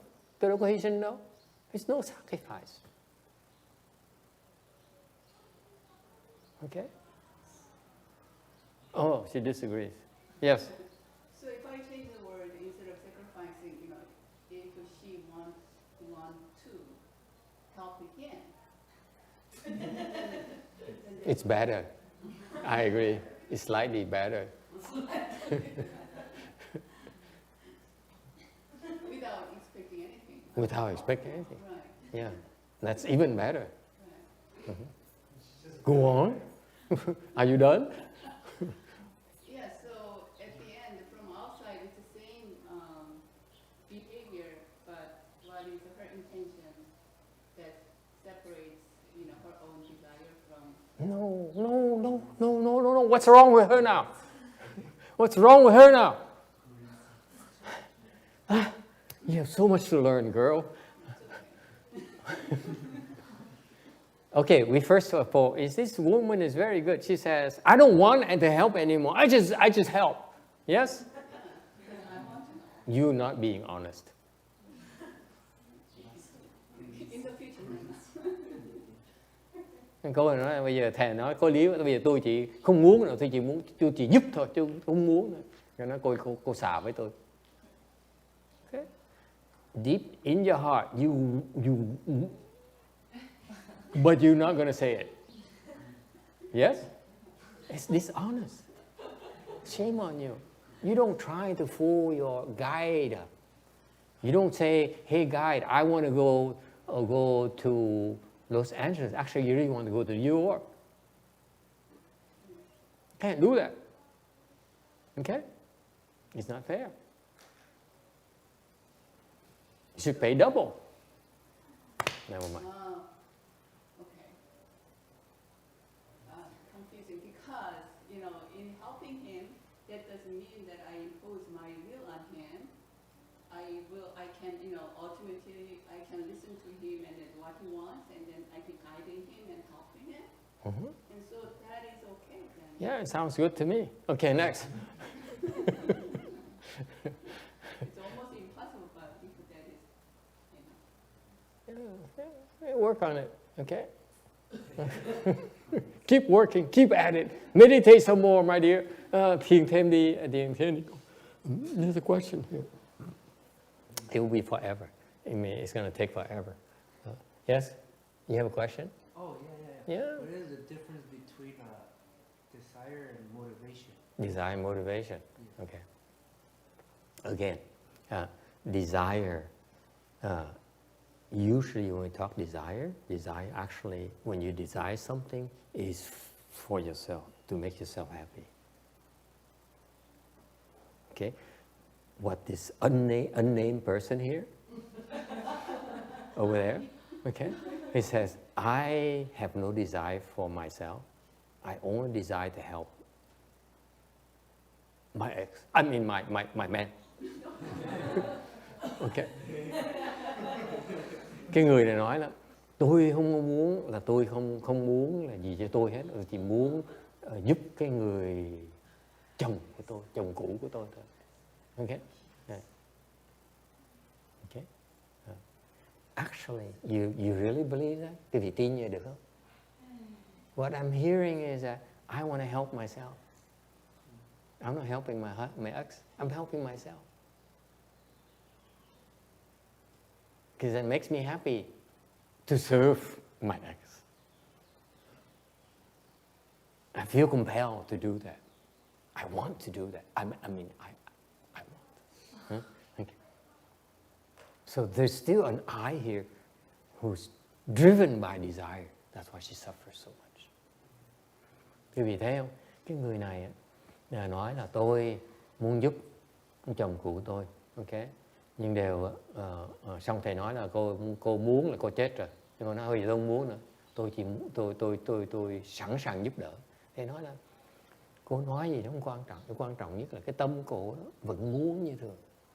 Cô không nói cũng chừng đó thôi, nhìn cái mặt cô này rõ ràng cô vẫn muốn muốn cái ông kia như thường, muốn giúp ông kia như thường. Ok, thì cái đó là cái chết rồi, cái đó là cái khổ. If you still have desire, then you're suffering. Okay, and your question is desire and motivation. Okay. The desire will motivate you to work harder for yourself. That's a good thing. Okay? Cái ham muốn với là cái sự vận động, sự cố gắng là nó liên hệ sao? Tại nó mình muốn thì mình mới có dốc sức mình làm việc. Right? You desire. That's why you work harder towards your goal. It's a good thing. Okay? However, the people who have no desires for themselves, những cái người mà không có cái tham muốn cho mình, then what is the motivation, right? Thì ý ông này hỏi, nếu những người mà không có tham muốn cho mình đó, thì cái động cơ thúc đẩy họ làm việc là cái động cơ gì?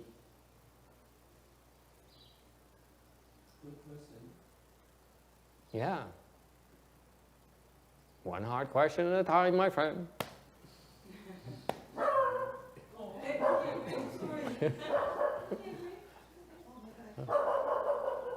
Now he's scaring away the potential customers.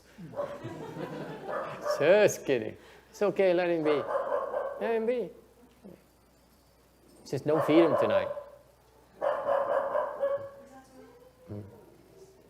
Okay, so the people who have no desires, how do they find motivation for themselves? Những cái người mà không có cái tham muốn thì họ làm việc sao?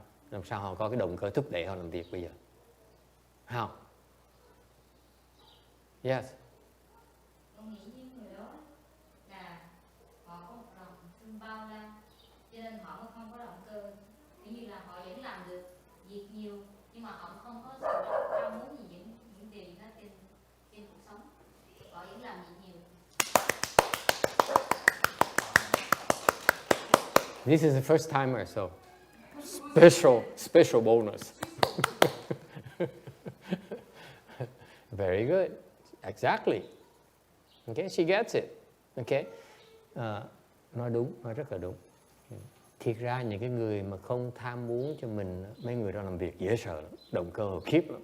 Actually, the truth of the matter, people who have no desire for themselves, they're much more motivated than a typical person. Because what happens, the truth of the matter is that when you motivate to serve yourself, you change your mind down the road, say, I'm tired of it. Okay? Let's do something else. You drop out. Okay?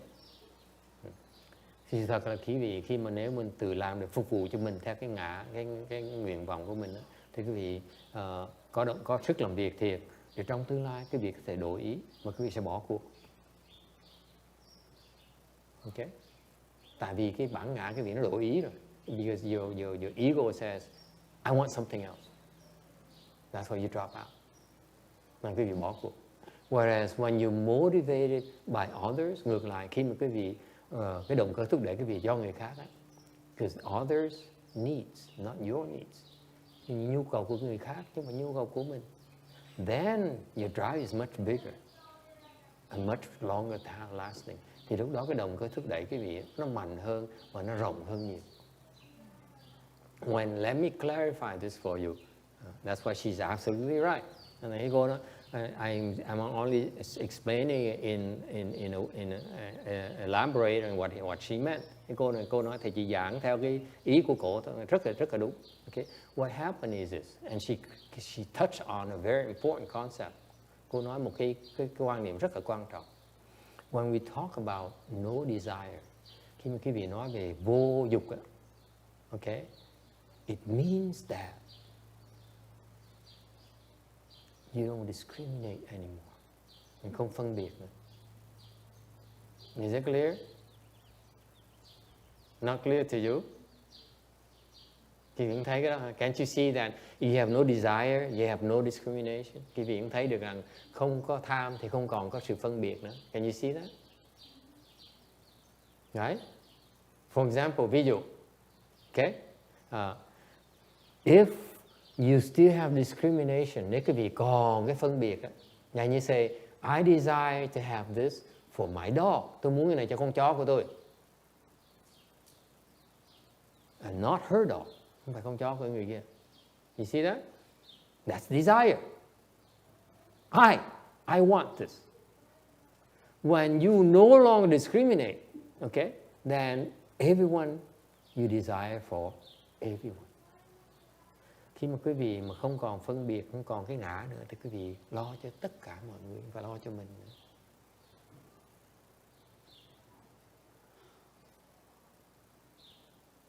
You still want to serve only one man. I would serve all the ex-husbands first. Does it make sense? No? Does it help? The motivation is much bigger, okay? And much more profound. You're much more driven. Okay? Anh thầy nói là khi mà quý vị mà không còn cái sự động cơ thúc đẩy quý vị, mà khi mà không còn làm cho mình nữa thì cộng đơn nó lớn dễ sợ lắm. Okay? Yes, just a minute. Dạ, thầy cảm ơn. Cái đó mình có thể kêu bằng mình gọi là Phật tâm. Không, Phật tâm nó còn xa, còn rộng hơn nữa. Cái này mình chỉ nói là cái này cỡ này là cỡ người vị tha thôi, chứ chưa phải là Phật tâm. Phật tâm còn khiếp hơn nữa. He says, is this the Buddha mind? I said, no. This is just someone who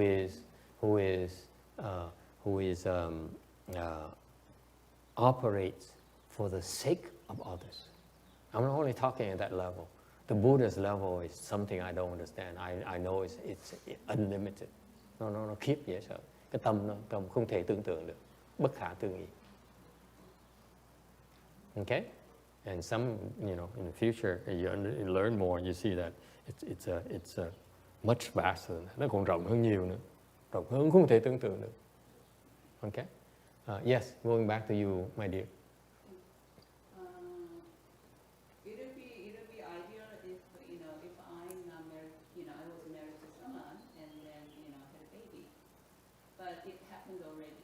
Mm-hmm. So to reverse that one and then try to be free from those life chains. Mm-hmm. I still think that the reason I wanna help my ex is that because. Oh, so you or she? I mean, since You or she?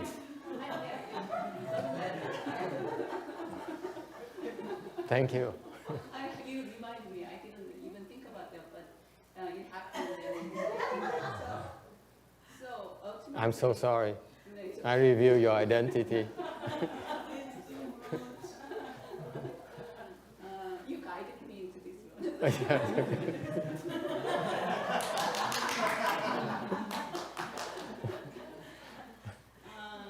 So I want to help him because we share kids together.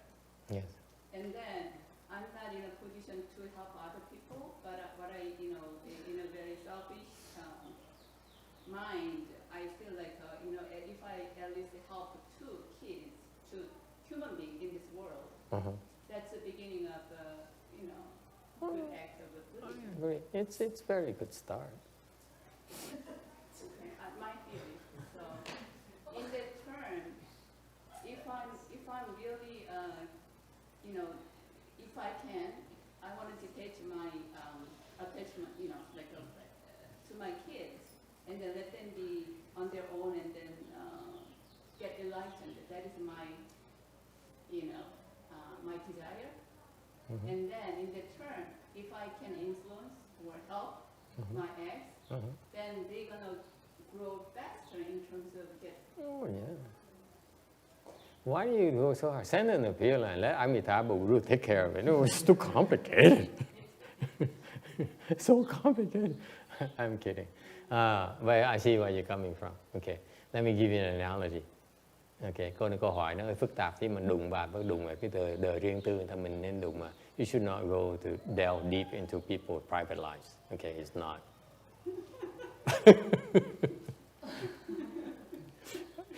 Has a halo here behind me.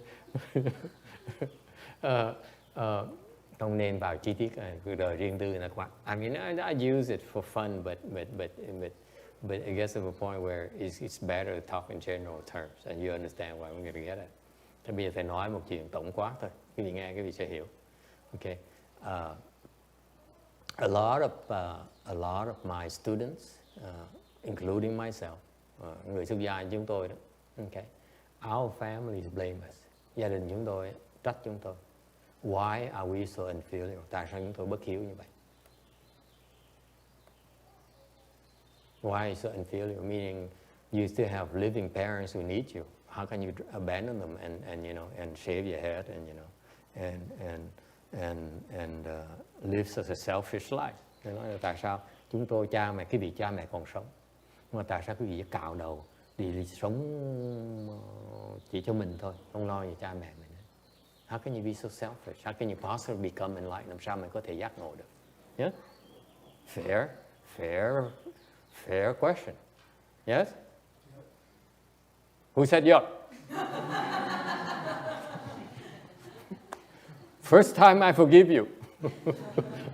There's rules here. So what do you have to say for yourself?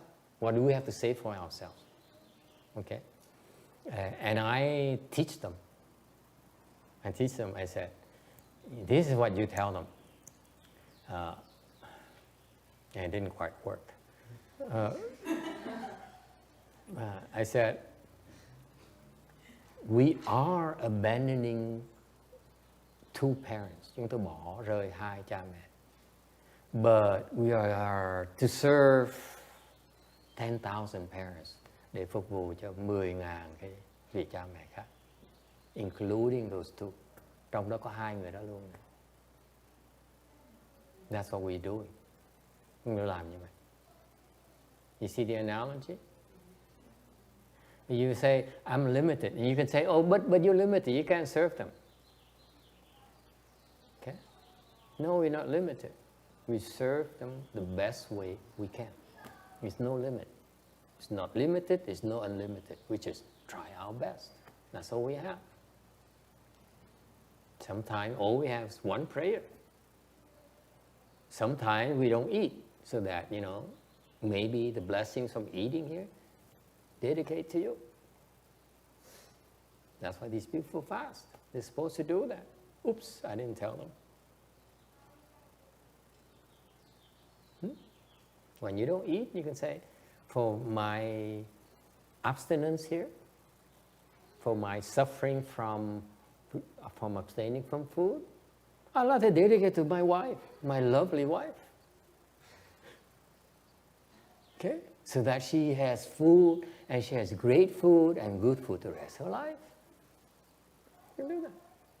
You can do it. Say, I can dedicate this to my parents so that they're well taken care of. It's not money. It's blessings you provide them with.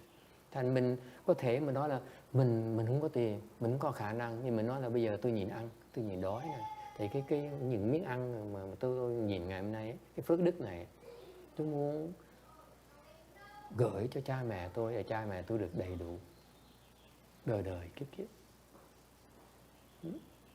Thành mình cho tôi cái phước, đâu phải cần cho tiền đâu. You don't need to give them money. You don't need to give them. So we help them in other ways, in much bigger ways actually. Okay, and not only we provide to them, but we also, the fact we're serving 10,000 men. In the future, these men will come and help my parents. Yes? They owe me. Therefore, they will pay towards my parents. Yes? Mình nói mình phục vụ cho 10.000 cái vị cha mẹ khác. Okay? Thì phải sau tương lai những cái người này tới trả lại cha mẹ mình không? You have to think big. You cannot think so small. It's because you're discriminating. Cái tâm quý vị nó còn phân biệt. That's why you said, you know, I want to start small and go like this. It doesn't work like that. Okay? personally, that's, you understand the analogy. Instead of saying, I serve my parent, I serve this person. I serve everyone. And may these merit and virtues, blessings I'm generating, benefit him as well. That's the Buddhist approach. Anh quý vị biết không? Thay vì mình nói tôi hy sinh phục vụ cho cha mẹ tôi, cho vợ con tôi này nọ, những cái người nữa nói là những người như là họ được dạy là họ hy sinh hết cho tất cả chúng sanh, cha mẹ của chúng sanh. Thì bây giờ những cái phước đức đó, họ có được bao nhiêu đó, thì cha mẹ họ sẽ được hưởng tự động. Tại vì nhờ họ hy sinh của cha mẹ của họ thì những cha mẹ của chúng sanh hưởng được. It's because these people, you because of your sacrificing your parents, that's why all the 10,000 parents can benefit from your work. Okay, so it's far greater help, and they go towards your parents. You see that? Stop discriminating. Bớt cái tâm phân biệt đi. That's how you generate more blessing. Bớt hơn phân biệt, tự động cũng bị tạo nhiều phước hơn nhiều. Okay. Mình hy sinh, mình làm việc đó, thì nhớ hướng công đức cho tất cả chúng sanh để cho tụi nó hưởng. Chứ đừng có nói tao làm bao nhiêu tao để cho tụi bay đó, thì tụi nó xài hết phước cũng chừng nó thôi. Thì tụi nó mới được cái phước giải thoát không? Hiểu không? Giúp hết tất cả chúng sanh. Cho. So that's what in Buddhism we do. We help everyone. And from the blessings of the vast mind, blessings generated from that act of unselfishness, một cái hành động nó không có cái bản ngã trong, nó tạo rất nhiều phước. It generates tremendous blessings, much more so than you do for yourself. Quý vị làm như vậy, phước tạo ra nó vô tượng, vô lượng, vô biên. Hơn là mình làm tạo phước cho mình nhiều. Okay? Cái phước đó, now you can give to whoever you want. Đưa ai người ta hưởng, người ta giàu, người ta sướng vậy, sung sướng vậy. Okay? Does it help? Yes? Any other question? Ai thắc mắc gì khác không? Yes?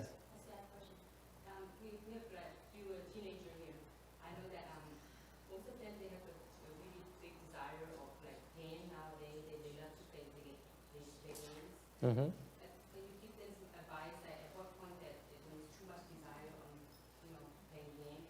Playing games? Playing games is a good thing.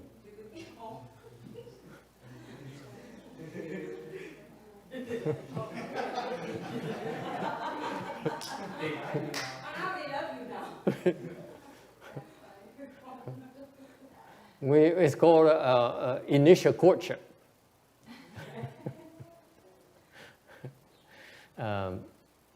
Actually, they're a good thing. The games are a good thing. Cái chơi nó a good thing because actually it makes your mind very fast. Nó tập cái óc thì nó lẹ lắm. Mind-eye coordination, it requires a lot of that. But what these kids don't realize is also it has some detrimental effects. Mấy em bé không biết rằng là chơi nhiều quá cũng có tai hại lắm. It drains your energy. If you play a lot, don't you feel like your feet are cold and your hands are cold? Yeah, you play to that point? Video games, you stay up all night and play until you're so tired and your feet are so cold and your hands are cold and yet you're still playing? Yes? No? Try it. My point here is that it's fun. Entertainment is important. Thầy chủ trương thầy vui là chuyện tốt. Okay? Like we go on vacation, we get tired. Have you been on vacation? You come back, you're tired, right? You're more tired than when you left. No? Cái vì đi nghỉ hè, nghỉ hè về mệt nhòi, mệt hơn trước mình đi nữa, phải không? And you wonder why is that we are going on vacation? My wife keeps on insisting, let's go on vacation. Vợ mình bắt mình đi nghỉ hè hoài, mình về nghỉ mình mệt nhòi. Why do you do that? Beats me. Why do you get married? Beats me. Just kidding. Nó chọc chơi vậy đó. Cái nói, nghĩ tức cười. Mình nghỉ hè, về mình mệt nhòi, mệt hơn lúc trước rồi. Mình hỏi tại sao người ta đi nghỉ hè hoài vậy? Thì mình hỏi ngược lại, tại sao cứ vợ làm gì vậy? Cái đó trong kinh hôm qua nói là lấy khổ bỏ khổ. Something like sâu xa như vậy. Đúng. So to me it's important to have pleasure. Okay, đối với thầy cuộc sống phải có cái vui ở trong. If you live the life without pleasure, it's very miserable. Cuộc sống không có cái thú vui, nó buồn vậy sao? If the kids like to play games, there's nothing wrong with it. Nó cho nó chơi chuyện tốt. However, there's a downside to it. Nó có cái tai hại. In that it drains them. It makes their body weaker and harder for the bones to grow and become, you know. Are you listening? You know, if you drain your body like that, your body is not healthy, so it doesn't grow properly. Quý vị biết chơi mà dùng sức quá nhiều nó tai hại dễ sợ lắm. Okay, cái cơ thể mình không được tốt, không được khỏe mạnh. So it's important. It's okay to play, but in moderation. Phật giáo mình như vậy, mình chơi vừa vừa thôi, đừng chơi quá lâu. I would limit them to 2 hours.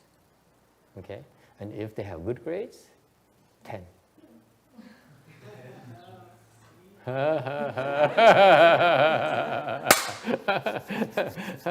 I think I have new recruits. You agree? I mean, you gotta have fun. Đương nhiên mà tôi, nhưng but to me, there's moderation, like you need, you know, maximum 2 hours a day. And if you work hard and you get better grades, and then you can play more. You can. It's, to me, it's incentives. Okay, it's okay. Đối với thầy là mấy cậu mà mấy em mà đi chơi mà chuyện nó tốt, tại vì cho nó đi chơi còn hơn nó đi làm chuyện tập bậy khác. It's better from a parental perspective. Hi girl. From parental perspective, it is much better to let them play something that's harmless. Okay, then because you know, if without entertainment, they're going to try drugs, they're going to try all kinds of things that are bad for them. Mình không cho nó chơi đó. Những người bạn bè khác rủ rê đi chơi chuyện khác tầm bậy hơn, phiền lắm á. Chơi thuốc phiền, nó uống rượu rồi nó đi ăn cắp nữa, nó phiền lắm. Give them some entertainment, keep them busy, but in moderation only. And if they really like it, use the motivation. If you want more, you deliver, you get me good grades, I let you play more. I have no problem with it. Đối với thầy á, thầy là nó muốn chơi nhiều, sẵn sàng cho chơi nhiều với điều kiện nó học giỏi. Okay? You like it? Oh, this is beautiful. This is. Let's do it. Don't you like it? Huh? Yeah. All right. Does it help? All right. Any other question? Ai thắc mắc gì khác không? We have 8 more minutes.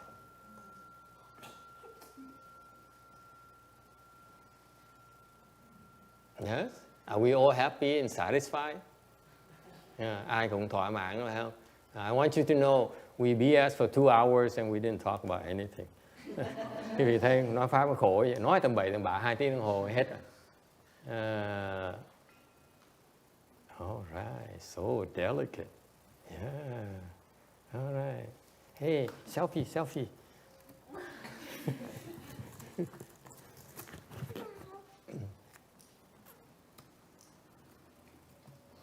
Any other question? Last chance. Last chance. Yeah, last chance. Yeah, last chance. Hey, get closer. Yeah. No, Sweden. Oh yeah, Sweden. Noma. Yeah.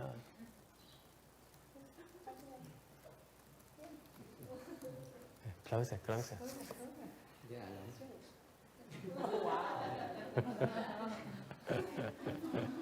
Okay, picture time, photo time, Kodak time. Anyway, so number 3 is the Nirvana of the Buddhas. Cuối cùng, cái hoài niết bàn thứ 3 là niết bàn của Đức Phật. It is a state I don't know what about, but I assure you it's even more wonderful than the other two Nirvanas. Thì không biết cái niết bàn của Đức Phật, tại vì không có sách nào nói hết. There's no the books talks about this, so I don't know. So I just I believe that it will be even infinitely better than number 2. Thì hoàn toàn tin tưởng cảnh giới của Phật ấy, nó còn tuyệt vời một cách vô tận hơn là cái niết bàn của Bồ Tát. Much better. Okay. And finally, there is other names for the Nirvana. Trong Phật giáo mà có những danh từ thì ra nó cũng nói là một thôi. It's called stillness, gọi là cái tịch,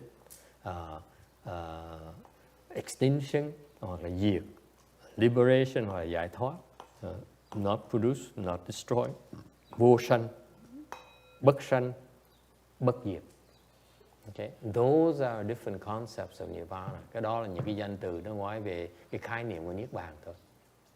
Okay.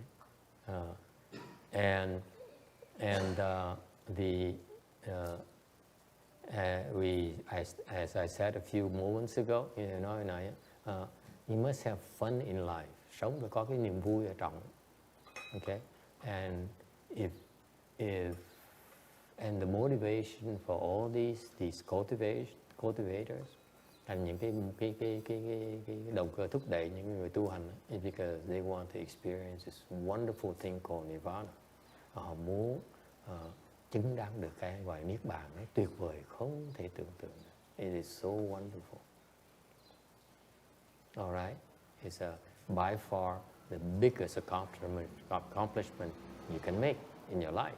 Đây là cái sự thành tựu mà lớn lao nhất trong cuộc đời cái việc có thể có được. And the Buddha is